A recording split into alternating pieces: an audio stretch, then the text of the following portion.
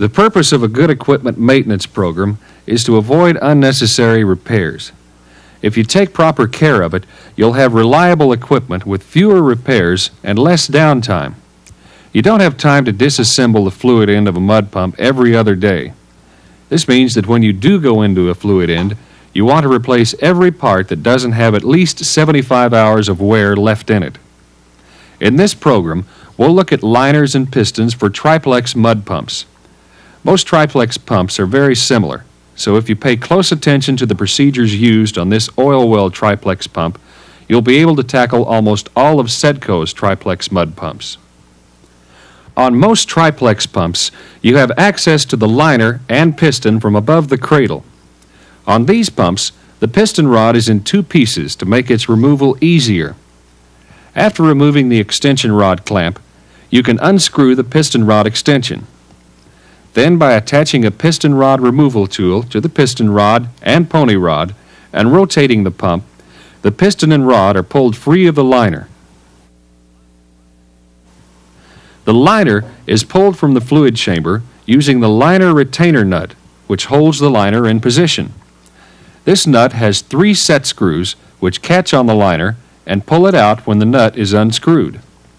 Once you have these parts where you can inspect them, you need to know how to tell if they're still in good condition. Replace a liner if you've already run 3 pistons in that one liner. Usually by this time, the liner will cause pistons to fail after about 50 hours of operation. That's not acceptable. If you've run fewer pistons through a liner, feel and look inside it for wash cuts, cracks, or grooves. If you find any, replace the liner. You'll know a worn piston rubber by the absence of the protruding lip. This rubber is in good condition. More likely, you'll find a wash cut like this. You should obviously replace a worn or wash cut piston rubber. The piston body itself is bad if the shoulder that mates with the rubber has become rounded. You might also find a wash cut piston. Replace it. Another evidence of a worn piston body is a chewed up rubber.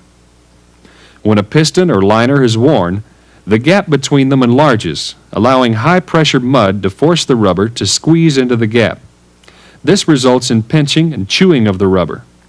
Likewise, a worn rubber allows mud to get by it and begin cutting into the liner and piston. So you see, it's important that you find and replace any worn or damaged parts before they ruin other parts. And when you find a bad part, check the others, because one bad expendable part can take others with it. The parts are made so you can replace a rubber and reuse the piston.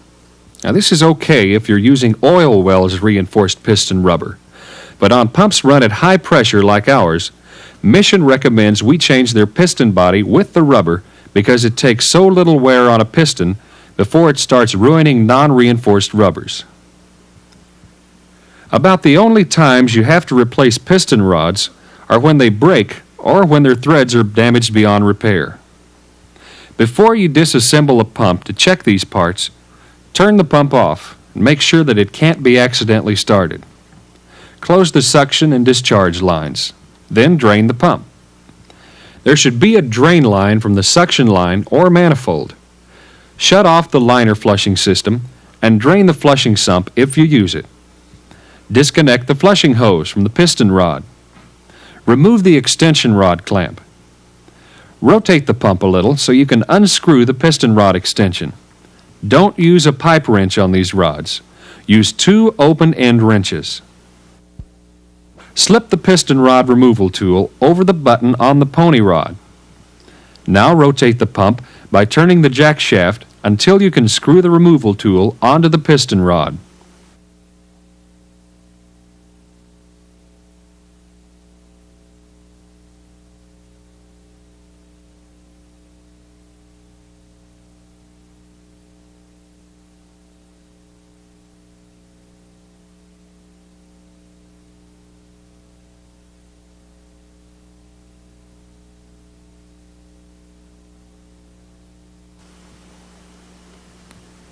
Now, by rotating the pump again, the pony rod will pull the piston out of the liner. If the liner isn't due for replacement, feel inside it for signs of damage. You should also look inside the liner to ensure it doesn't need to be replaced. If you are replacing the liner, turn the set screws in the liner retainer nut until they hit the liner, and then back them off a little. Now back the retaining nut off the liner adapter. The set screws will catch the liner flange and pull it out of the fluid chamber. With the liner and liner gasket removed, wash the fluid chamber out with water. The liner makes a seal in the fluid chamber against the wear plate. You should feel the wear plate for corrosion or damage. This is especially important if you're changing liner sizes. Use emery cloth to smooth and clean rough spots. If there's more than minor damage to the wear plate, pull it and replace it. Use a wear plate puller to loosen the plate. The puller head fits in a recess in the wear plate. Tighten the puller's set screws in the holes of the wear plate. Attach the threaded bar and puller plate and pull the wear plate by tightening the nut against the puller plate.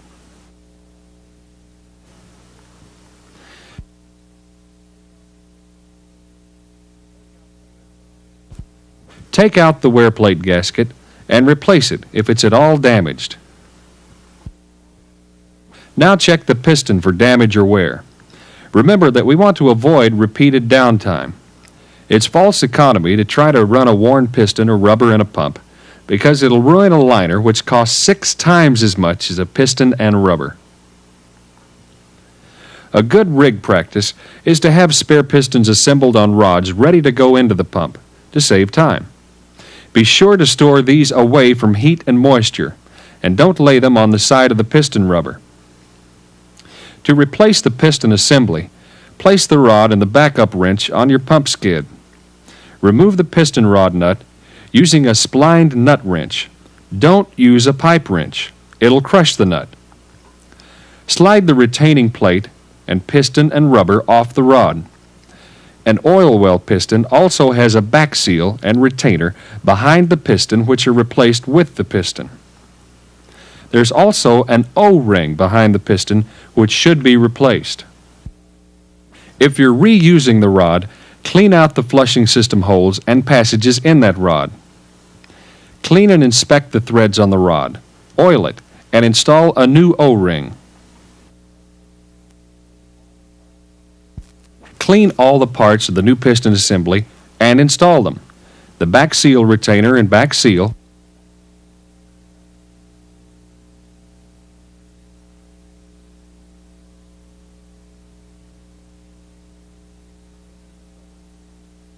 the piston and rubber,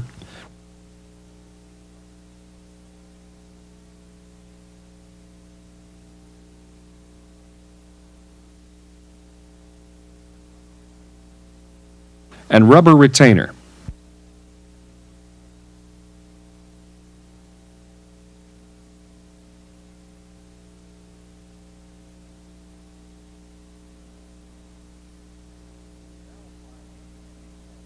Now apply anti-seize compound to the threads of the rod and nut and install the nut.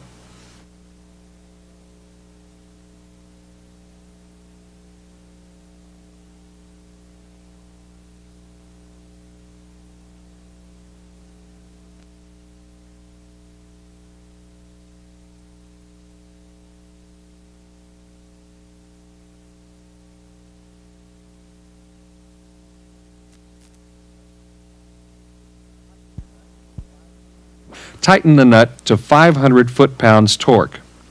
One man can easily make up the nut with the splined nut wrench and a short cheater. Now don't confuse this with the piston on a duplex pump, which requires 2 men on a cheater to make up the nut. If you pull the liner wear plate, clean out the fluid chamber again so the plate and gasket can make a good seal. Install the gasket and then the new or clean wear plate. It'll probably need a little persuading.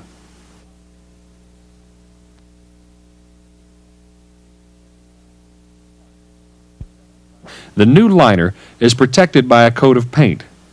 We have to remove the first couple of inches of paint at both ends of the liner. It's usually been taped at these places to make your job a little easier. Clean inside the liner with solvent. Once you have a clean liner with no paint at the ends, install the liner gasket in its groove in the liner. Don't grease or oil this gasket. Now slide the gasket into the liner adapter on the pump. Grease the exposed part of the liner, the threads of the liner adapter, and inside the liner nut. Take the set screws out of the nut and screw the nut onto the liner adapter.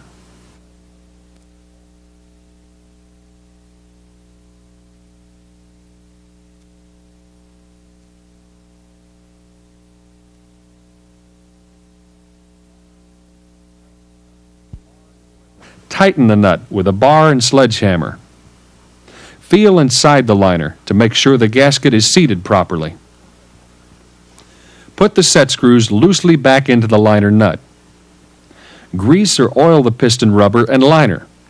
Now, this is vital because it protects the rubber during the first few pump cycles until the pump is well primed. Line up the piston assembly at the entering bevel of the liner. It's important that you line it up perfectly. The lip of the rubber should just fit inside the bevel all around the liner. Feel with your hands to be sure. If you force a misaligned piston into the liner, you'll ruin the rubber. So line it up and push it into the liner by putting a block of wood or piston rod remover tool between the pony rod and piston rod, and then rotating the pump.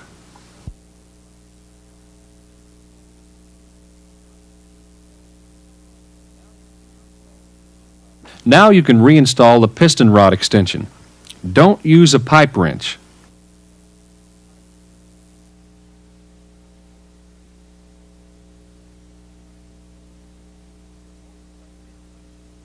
Before you clamp the extension to the pony rod, clean the buttons on the ends of the rods. Any grit or burrs on the ends of these rods can keep you from getting a good tight clamp. Broken rods are usually the result of clamps working loose, so make sure you get a good, clean, tight clamp. Reinstall the mud baffle and the flushing lines, and fill the flushing sump if you use it. Now you can close the pump drain and open the suction and bypass lines. Start the liner flushing pump, the power end lubrication pump, the charging pump, and then the mud pump. Bring it slowly up to operating pressure, circulating mud to the pits until you're sure the pump's operating correctly. Let's review the procedure. See if you remember the steps. First, shut off the mud pump. Turn off the charging pump, lubrication pump, and flushing pump. Close the discharge and suction lines and open the drain line.